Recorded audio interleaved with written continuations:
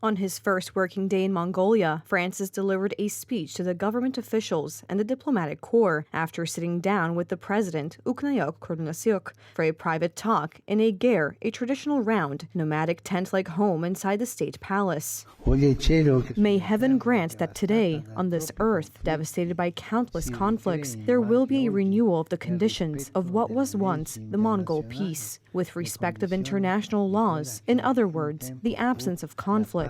To quote one of your proverbs, the clouds may pass away, but the sky will remain. May the dark clouds of war be dispelled, swept away by the firm desire for a universal fraternity, where intentions are resolved through meetings and dialogue, and the fundamental rights of all people are guaranteed. Here in this country so rich with history and atmosphere, let us implore this gift from on high, and together let us strive to build a future of peace. Francis also spoke of threats to the environment, noting that native Mongolian nomadic traditions respected nature's delicate balance, but that today there was a need to combat the effects of human devastation of the environment. Ulaanbaatar is one of the most polluted cities in the world, largely as a result of coal burning in winter. Mongolia is one of the countries most affected by climate change, with average temperatures rising more than 2 degrees Celsius since 1940. On his first working day in Mongolia, the Pope met bishops, priests, missionaries, and pastoral workers at the cathedral, as well as Madame Tsetsege, the woman who found the statue. Among the crowd outside the cathedral were faithful who had flown thousands of miles to Mongolia for a chance to see the Pope. Visit Vietnam, Papa. A handful of Catholics from Vietnam chanted on Saturday as Pope Francis greeted crowds outside the cathedral. I very much hope that someday in the near future, the Pope will come to Vietnam to visit the people of Vietnam.